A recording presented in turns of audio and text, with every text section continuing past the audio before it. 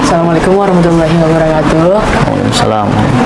Sebelumnya perkenalkan Pak, kami mahasiswa dari Fakultas Hukum Universitas Muhammadiyah Riau. Saya sendiri Rifa Aurelia. Saya Tengku Mafida. Kali ini pada kesempatan kali ini kami akan mewawancarai mengenai dari mata kuliah Al-Islam sendiri.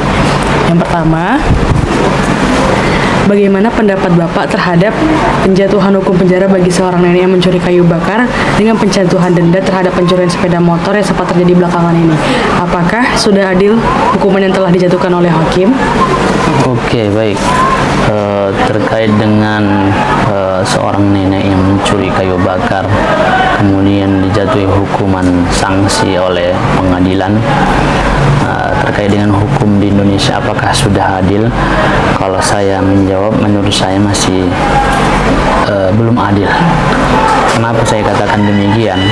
Karena kita lihat saat sekarang ini, kalau kita mengambil kesimpulan melihat bagaimana progres ataupun problem tentang hukum di Indonesia, banyak sekali hukum-hukum itu yang tidak sesuai dengan pada dasarnya.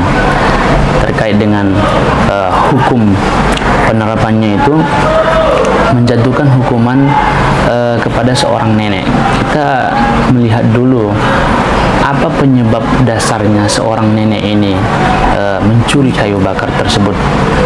Bisa jadi mungkin kenapa dia mencuri, mungkin ada sesuatu hal yang untuk bertahan dalam kehidupannya, mungkin untuk memasak nasi tak ada lagi kayu bakar, kalau tidak makan mungkin otomatis nanti akan sakit atau mati, maka dengan keadaan terpaksa mungkin dia makanya mencuri kayu bakar.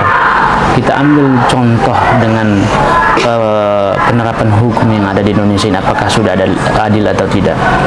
Sama-sama kita lihat mungkin beberapa tahun yang lalu yang sangat-sangat viral ya, seperti kasus Ferdy Sambo, yang mana Ferdy Sambo ini adalah mengarah ataupun menyuruh anggotanya, menyuruh untuk menembak anggotanya, ya kan? Dan itu sudah dijatuhi hukuman oleh pengadilan bahwa jatuh hukuman mati oleh pengadilan kepada Ferdy Sambo. Namun pada kenyataannya sampai saat ini kita tidak bisa melihat, kita tidak bisa menilai apakah memang betul-betul hukum itu sudah dijatuhi memang mati atau tidak. Tak ada. Kalau kita lihat dari segi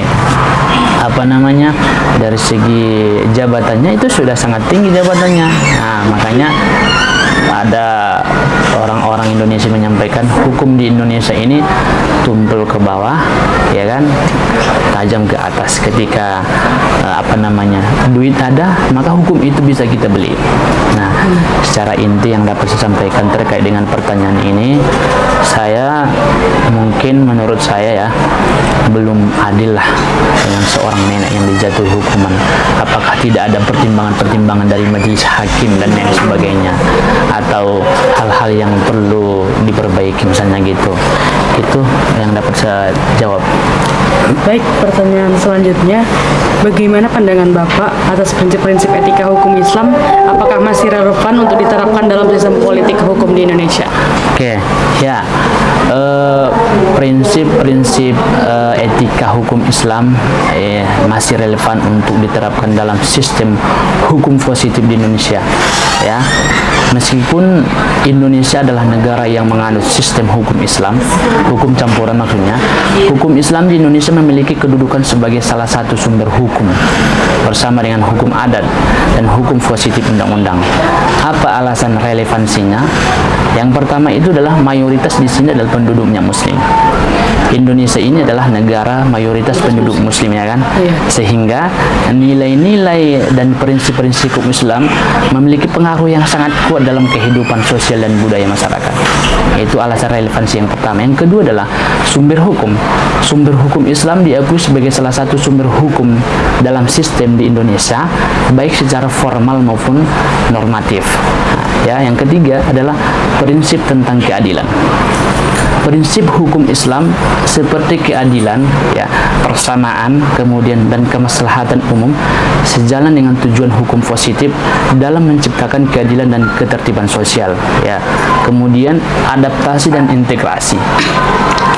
sistem hukum di Indonesia mengakomodasi dan mengintegrasikan nilai-nilai hukum Islam dalam berbagai aspek seperti hukum keluarga, ya, seperti ekonomi dan pidana. Kemudian tantangan modern, ya, hukum Islam terus mengalami perkembangan dan adaptasi untuk menjawab tantangan zaman modern, sehingga prinsip-prinsipnya tetap relevan dalam konteks dan hukum yang dinamis.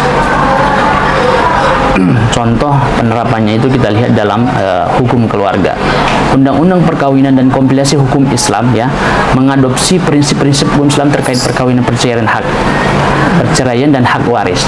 Jadi hukum keluarga itu, ya, mengadopsi, ya, atau mengambil prinsip-prinsip terkait dengan hukum itu dari hukum Islam, ya. Secara inti mungkin itu yang dapat saya jawab. Pertanyaan selanjutnya, menurut Bapak, bagaimana paradigma hukum Islam dapat beradaptasi dengan konteks sosial budaya yang beragam tanpa kehilangan identitas dan prinsip dasarnya? Ya, baik, terkait dengan paradigma hukum Islam agar dia dapat beradaptasi dengan konteks sosial budaya yang beragam, yaitu yang pertama itu melalui pendekatan yang bijaksana dan selektif. Dengan tetap berpegang pada prinsip-prinsip dasar syariat. Adaptasi ini tidak berarti hanya berarti mengubah esensi ajaran, tidak mengubah esensi ajaran, melainkan mencari cara untuk mengimplementasikan nilai Islam dalam berbagai konteks budaya tanpa kehilangan identitas pada prinsip dasarnya. Bagaimana yang dimaksud dengan penerapan pendekatan yang bijaksana dan selektif? Yang pertama itu memahami konteks sosial dan budaya, konteks budaya. Hukum Islam mengakui keberagaman budaya, tidak memaksakan satu model, ya kan, budaya tunggal. Memahami konteks sosial budaya suatu masyarakat adalah langkah awal dalam mengadaptasi hukum Islam. Yang kedua adalah membedakan antara substansi dalam bentuk dan bentuk. Ya, prinsip-prinsip dasar Islam bersifat universal, ya, namun bentuk implementasinya dapat berbeda-beda dengan konteks budaya. Misalnya dalam hal ibadah, ya kan, tata cara pelaksanaan sholat mungkin berbeda di tempat lain, ya kan, namun esensi daripada sholat itu sebagai kewajiban sesama muslim. Kalau kita lihat di berbagai daerah mungkin, ya, pelaksanaan sholat berbeda dengan pelaksanaan sholat di tempat lain. Itu terkait dengan mazhabnya. Contoh, ya kan, mazhabnya. Kalau yang mazhab Syafi'i misalnya kan, ketika dia sholat subuh, ya kan, maka dia pakai kunut, ya, pakai kunut ataupun zikir bersama.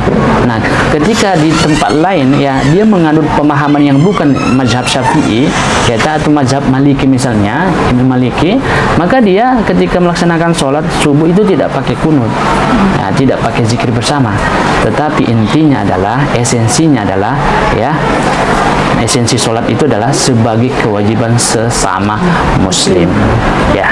Oke, itu mungkin. Pertanyaan terakhir, menurut Bapak, apakah saat ini hukum di Indonesia sudah memandang semua sama rata, apalagi dalam kehidupan sehari-hari persamaan di hadapan hukum merupakan hal yang sangat penting? Oke. Dalam Islam, dalam kehidupan sehari-hari, prinsip persamaan hukum itu kalau disebut juga dengan equality before the law, ya kan, itu sama rata yang sangat-sangat penting seharusnya.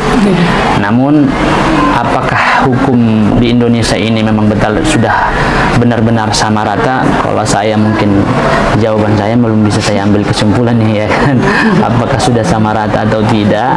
Tapi yang terpenting menurut saya adalah jawabannya adalah perlu ada perbaikan, ya, perlu ada perbaikan. Meskipun mungkin secara teori, ya, kalau kita lihat kan, hukum di Indonesia menjunjung tinggi asas persamaan di hadapan hukum. Dalam praktiknya mungkin masih terdapat tantangan ataupun rintangan.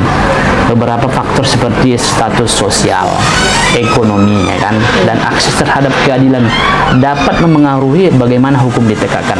Nah, berbicara tentang ini kan ada kaitannya dengan pertanyaan yang pertama tadi, ya kan, terkait dengan keadilan. Apakah sudah sama rata di Indonesia ini? Kita lihat. Mungkin jawabannya ada yang mengatakan mungkin secara keseluruhan saya melihat mungkin kalau ditanya orang-orang lain apakah sudah sama rata, menurut saya masih kurang, ya kan, perlu ada perbaikan seperti itu tadi, ya. Tantangan-tantangan yang kita lihat sekarang ini di hukum di Indonesia sangat-sangat luar biasa. Nah, bagaimana seorang penegak hukum, hakim misalnya kan, nah, karena hakim itu adalah pemutus suatu perkara memutuskan yang awalnya misalnya perkaranya lanjut atau tidak, hakimlah yang menentukan hukuman selanjutnya. Maka hakim itu juga harus berpedoman dengan hukum-hukum yang sudah diterapkan di Indonesia. Memang betul-betul nggak sesuai hukum itu diterapkan dalam pengadilan tersebut. Ya, itu mungkin. Baik, mungkin sekian dari kami wawancara kali ini, Pak. Mohon maaf atas kesalahannya kalau misalnya ada kurang dalam penyampaiannya. Ya. Wassalamualaikum warahmatullahi wabarakatuh. Waalaikumsalam warahmatullahi wabarakatuh.